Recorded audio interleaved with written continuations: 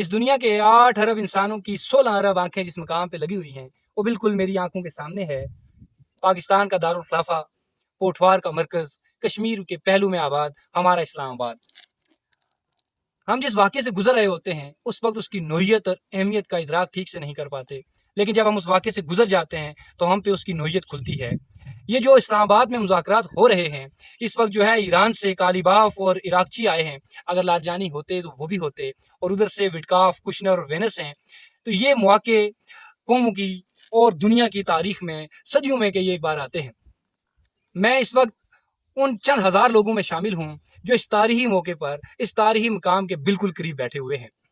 مذاکرات برابری کی سطح پہ ہوتے ہیں۔ امریکہ کا ایران کے سامنے بیٹھ جانا ہی ایران کی فتح ہے۔ کمزور حکومتوں کے، کمزور قوموں کے صدور تو بستروں سے اٹھا لیے جاتے ہیں اور قومیں خاموش رہتی ہیں۔ ایران کا یہاں آ جانا اور امریکہ کو اپنے سامنے بٹھانا ہی اس کی فتح ہے۔ یہاں جو نقطہ میں بیان کرنا چاہتا ہوں، ہم پچھلے کچھ عرصے سے، ہمیں بھی پڑھانے والے یوں پڑھاتے تھے اور ہم بھی آگے ایسے ہی ترسیل کرتے تھے کہ دنیا میں مصالحت سے، مفاہمت سے کام لینا چاہیے، شعور سے کام لینا چاہیے، مادیت کو سمجھنا چاہیے، دنیا کی چالوں کو سمجھنا چاہیے، اور جذبات کی کوئی اتنی اہمیت نہیں ہے، جذبات میں آ کر فیصلے نہیں کرنے چاہیے۔ لیکن پتہ یہ چلا کہ یہ جنگ بتاتی ہے کہ اس نے شعور پہ جنون کو فوقیت دی ہے۔ جنون کی اہمیت ویسی ہی ہے جیسا کہ اقبال کے اشعار میں بیان ہوئی ہے۔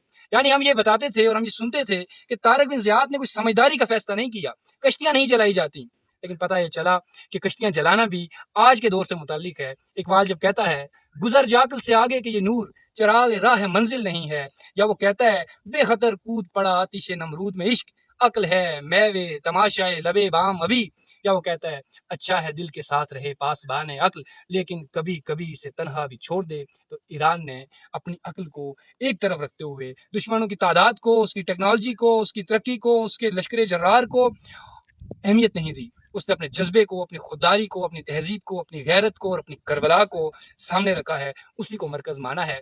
تو ہمیں ایک بار پھر دیکھنا پڑے گا کہ امن و امان دنیا میں لانے کے لیے اور دنیا کی جہریت سے بچنے کے لیے طاقتور ہونا کتنا اہم ہے۔ اقبال نے یہ بھی کہا تھا اے جرم ضعیفی کی سزا مرگ مفاجات، تو یہ بھی ہمیں پتہ چلا اسلام آباد کی ٹھنڈی ہوائیں ہیں، پرفضا مقام ہے، اس سے اچھا موقع مذاکرات کے لیے نہیں ہو سکتا تھا۔ میرے خیال میں اب جو ہے مذاکرات کے کامیاب ہونے کی امیدیں جو ہے یہ موسم، یہ ہوائیں دے رہی ہیں۔ پاکستان سے، اسلام آباد سے دنیا کے لیے میرا پیغام محبت ہے، جہاں تک پہنچے۔ امن زندہ باد، پاکستان زندہ باد، اسلام آباد زندہ باد، ایران زندہ باد، انصاف زندہ باد، ظلم مردہ باد۔